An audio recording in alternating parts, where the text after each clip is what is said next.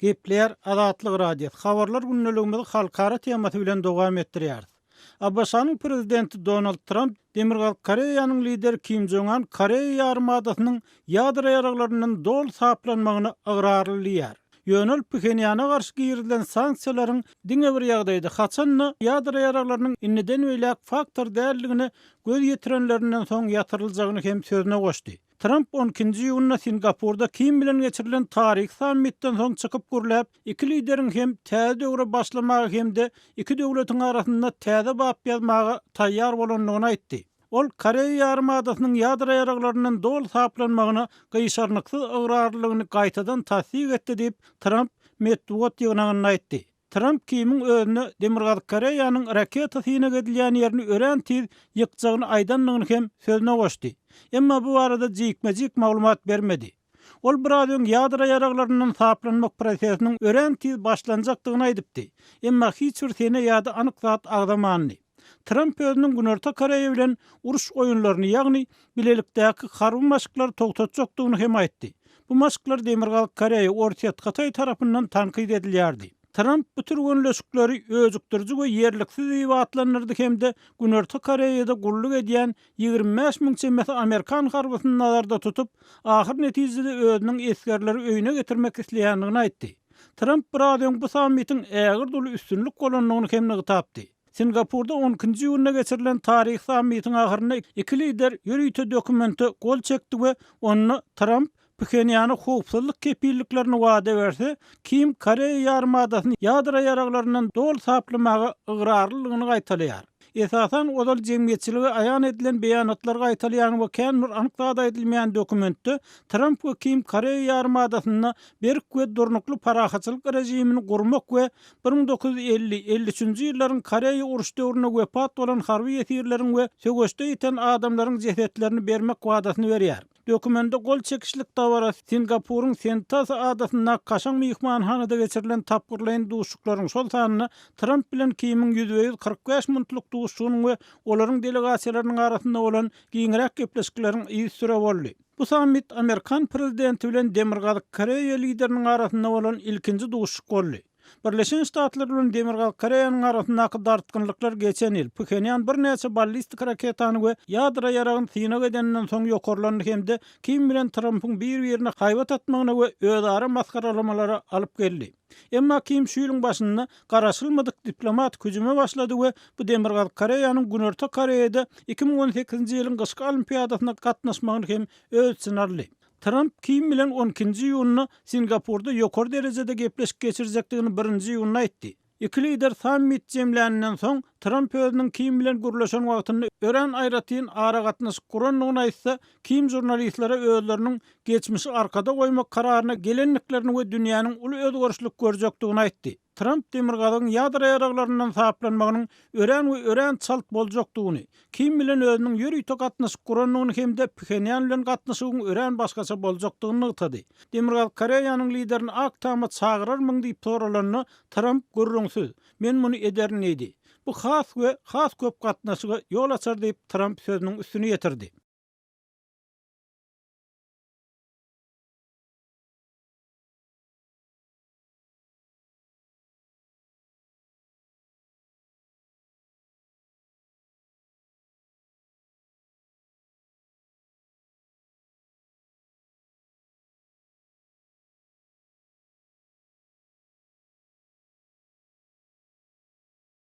Gepleýär Azatlyk radiosu. Siz habarlar gündeligimizi dinleýärsiňiz. Türkiýede okuyan türkmen studenty Ömrozak Omarkuliýew Türkmenistanda tutsa gastynda saklanýar diýip onuň ýakynlary Azatlyk radiosyna habar berdiler. Azatlyk radiosyna 9-njy we 11-nji ýylda gowşan maglumatlara görä Ömrozak Omarkuliýew owadan depe türmesinde saklanýar. Ömrozak Omarkuliýew Türkiýede türkmen studentleriniň jemgyýetine düreden türkmenistanly ýaş aktivistdir. Ol 21-nji ýanwarda Azatlyk radiosynyň çykyşynda öz düreden guramasy barada gurrun berip, öz guramasynyň işine Türkmenistanyň ilçihanasynyň gyzyklanma bildirenligini we goldaw hödürlänligini aýdypdy. Ömrozak mart aýynyň başynda Azatlyk radiosu bilen ýene habarlaşyp, özüniň türkmen häkimetleri tarapyndan 14 fevralda Türkmenistana alınıp barlanlygyny we şondan bäri ýurtdan goý berilmän saklanýanlygyny gurrun beripdi. Türkiýede Türkmenistan tarapy radiosyny birleşigini ýoldaşlygy bilen Türkmenistana Türkiye Ankara'daki Türkmenistan Konsolosluğu'nun başlığı Murat Akmamedov'un haýyş etmegi we Türkmenistan Merkez Saýlar Edarasynyň ýürüjçi toparynyň çakyly boýunça şu ýylyň fevral aýynyň 14-nde Türkmenistana getirildim. Ömrüzak Omar Kuliýew özüniň Türkmenistana barmagynyň maksadynyň ýurtda 25 martda geçirilen parlament saýlawlaryna tin etmek we Türkiýede bilim alýan türkmenistanlylaryň ses bermegini guramalaşdyrmak ýaly işlerden ibaret bolanlygyny görüň beripdi.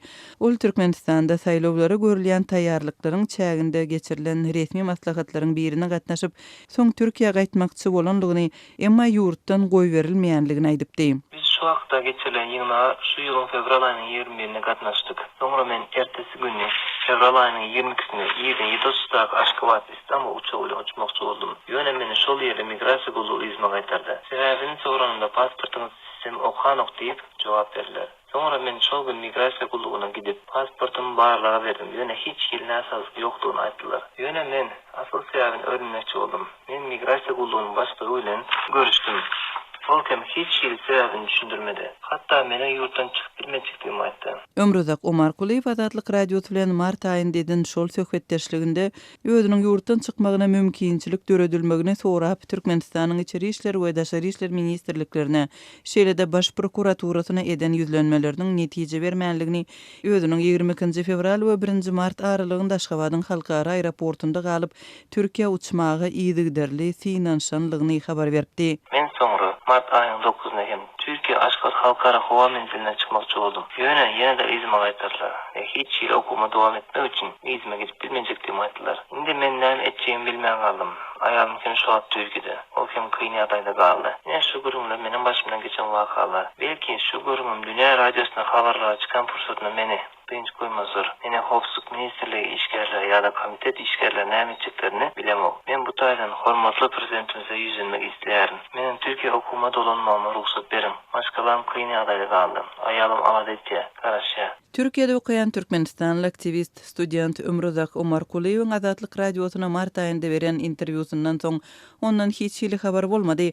Birnäçe garaşsyz habar berir serişdeleri onuň türkmen häkimetleriniň gysyşy astynda saklanýanlygyny habar berdi. Bellemeli ýeri Ömrüzak Omar Kuliýewiň Türkmenistana barmagy ýurdun saýlaw komitetiniň resmi çaklygy boýunça we Ankaradaky Türkmen konsulhanasynyň başlygynyň guramaçylygynda amalaşdyryldy. Azatlyk radiosynyň konsulhana jaň edip Ömrüzak Omar Kuliýewiň ykbaly barada maglumat almak boýunça synançyklary häzirlikçe netije bermedi. Azatlyk radiosu Ömrüzagyň ykbaly barada 3 aý golay wagt bäri ýygyderli maglumat almagy synanşýar. Soňky günlerde garaşsyz çeşmelerden gowşan käbir maglumatlarda Ömrüzak Omar Kuliýewiň 20 ýyla çenli türme tutsagylygyna höküm edilen bolmagynyň ähtimallygy aýdylýar. Biz bu maglumaty resmi taýdan entek tasdikladyp ýa-da inkar etdirip bilmedik. Türkmen häkimetleriniň Türkiýede türkmen studentleriniň jemgyýetini döreden studenti näme-de aýplaýanlygy hem nämälim galýar.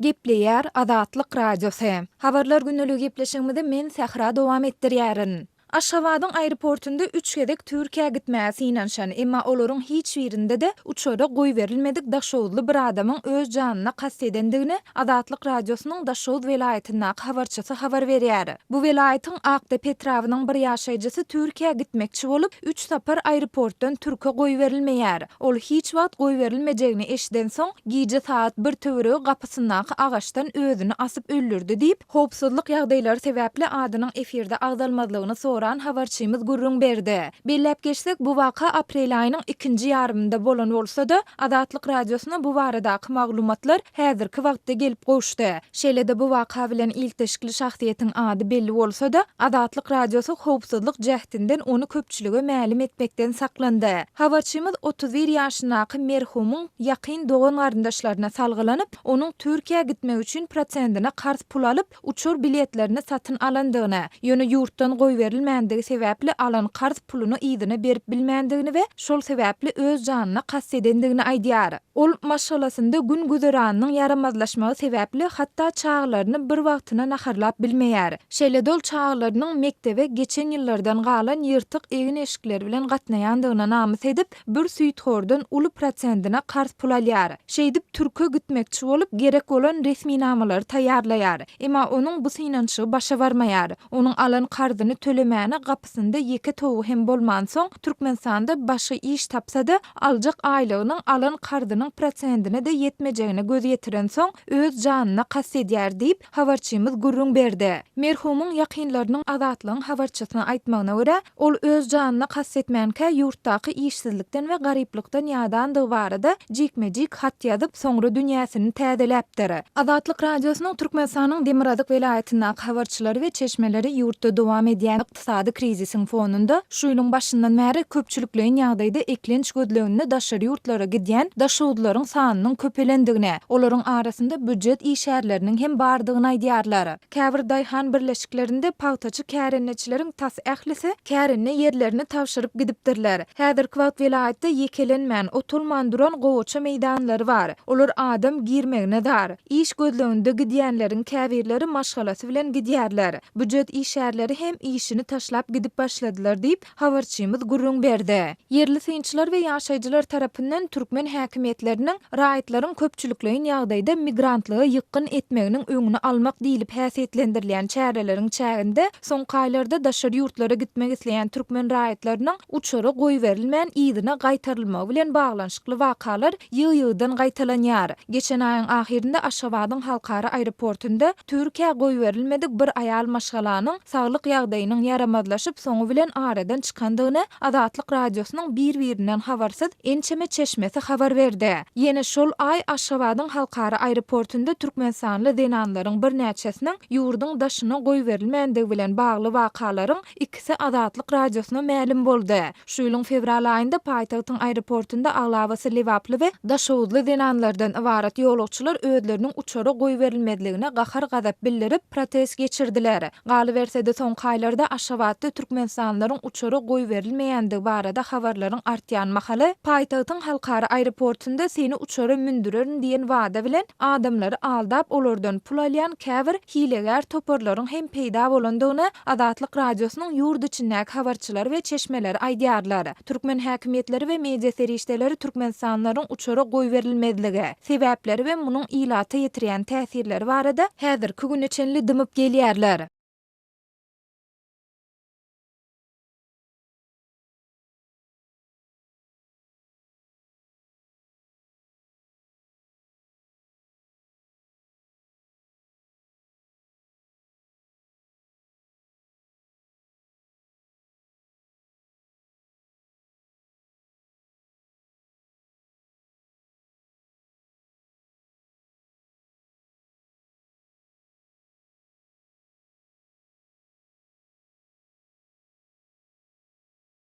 Gepleýär Azatlyk radiosy. Efirde maksat Ataýew bilen habarlar gündeligi. Daşawuzda adam maşyna 3 kilogram un satylýar, boldum sazda çörek aljaklardan pasport sorulýar. Demirgazyk Türkmenistanyň ilat un ýetmezçiliginden ejir çekýär.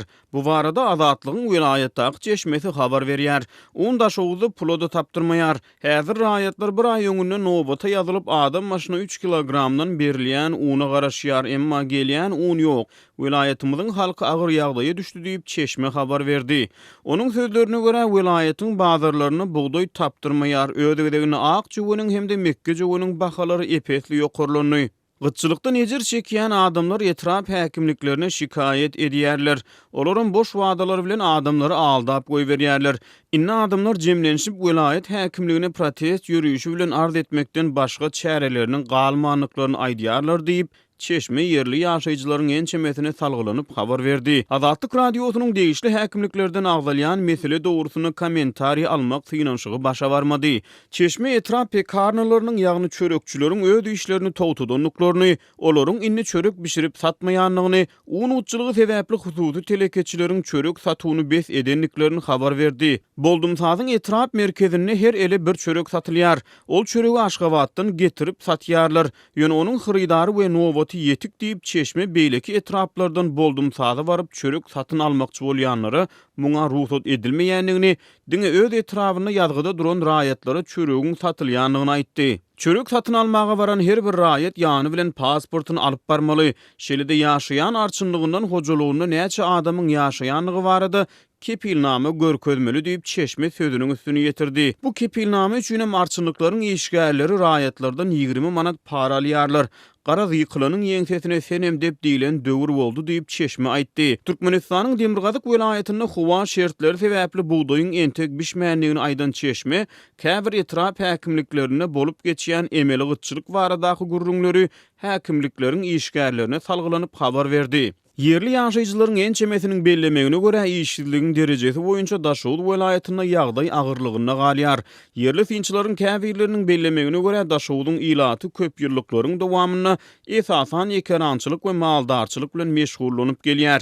Ýöne soňky ýyllarda suwarym suwlarynyň ýetmezçiligi, klimatyň üýtgemegi, Aral deňiziniň täsiri bilen baglylykda daşky gurşawyň yaramazlaşmagy sebitde daýhançylyga uly zar berýär. Şeýle-de yerli ýaşaýjylaryň gurrunlaryna welaýatly ýaşlaryň aglawasynyň esasan ýurdun paýtagtyny alınıp barlayan guruluşluk meýdanlaryna aýlykly işe ýykyn etmekleri bilen daýhançylygy, ekerançylygy we maldarçylygy gyzyklanmanyň ýyl-ýyldan azalýanlygy habar berilýär. Türkmenistanyň syýasy durmuşyny ýydarlayan halkara finçiler ýurdun garaşsyzlyk ýyllaryndaky iň agyr ykdysady krizisi başdan geçirýänligini belleýärler. Birleşen Ştatlarda ýerleşýän John Hopkins Uniwersitetiniň amaly ykdysadyýet boýunça professory Steve Henke häzirki wagtda Türkmenistanyň inflasiýa derejesiniň Venezuela'dan soň dünýäde ikinji ýerde durýanlygyny ýytaýar. Ol Twitter'de paýlaşan soňky maglumatlaryna garaşsyzlyk ýyllaryna Türkmenistanyň iki gedek agyr inflasiýany başdan geçirenligini, olaryň birinjisiniň 1992-93 ýyllarda, ikinjisiniň 95-96 ýyllarda bolup geçenligini aýdýar.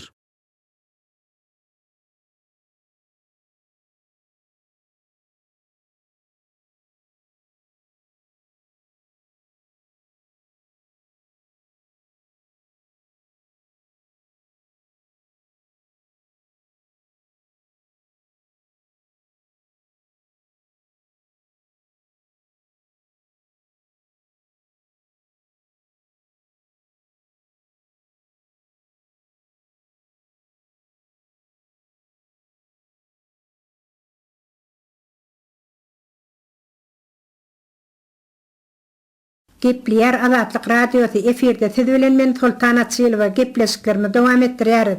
Şeýleň 28-nji maýynda Türkmenistanyň ähli günjeklerinde ýagan hil suwlarynyň emele gelmegine getirdi we Mar welaýatynyň günorta gündogor böleginde birnäçe owalar hil suwlary batdy diýip ýaşaýjylar maglumat berýärler. Ýaşaýjylaryň Azatlyk radiosyna aýtmaklaryna görä hil suwlarynyň aşy deper etiren owalary Taxtabazar etrawynyň Marça owaty we Terhedawat etrawynyň Çemenewit maldarçylyk tawhody bolup durýar. İlirne ýagan odaldan hem owalara deper etiripdi. Emma soňky güýçli ýagan Murgap derýasynyň suwunyň kenardan çykyp owalar suw asmany getirdi. Murgap derýasynyň göz başyndan hil suwlary bilen Owganystanyň ýaşaýjylarynyň 8 adamy hil suwlary Marça owatyna alyp geldi diýip öz adynyň efirde tutulmalygyny doran Taxtabazar etrawynyň ýaşaýjy gurrun berýär. Taxtabazar etrawynyň Marça owatyny hem suw atyp ilatyň ýaşaýyş jaýlary weýran boldy.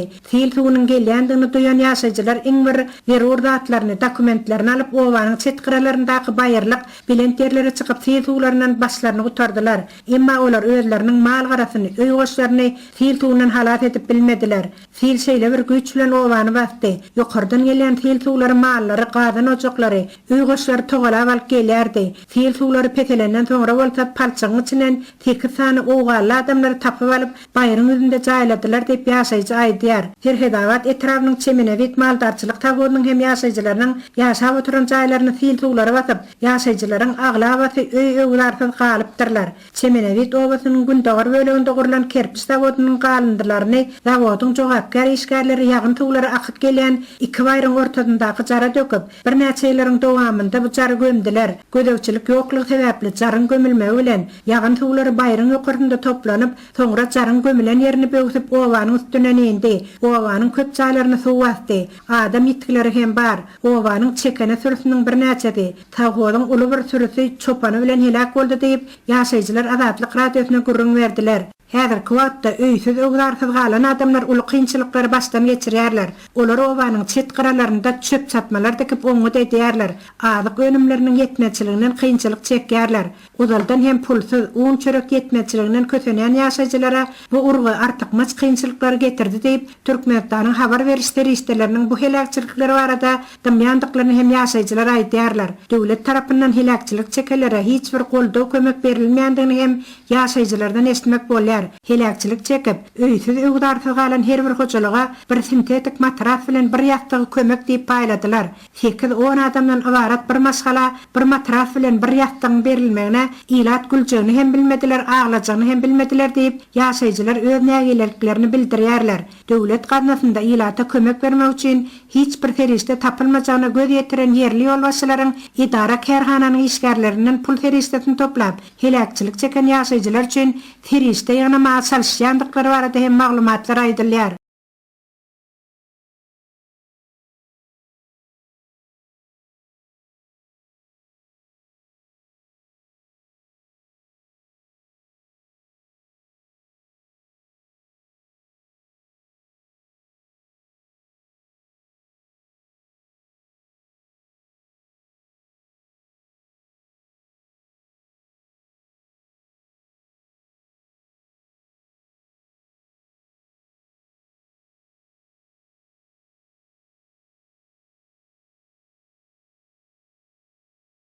Gepleýär Azatlyk radiosu.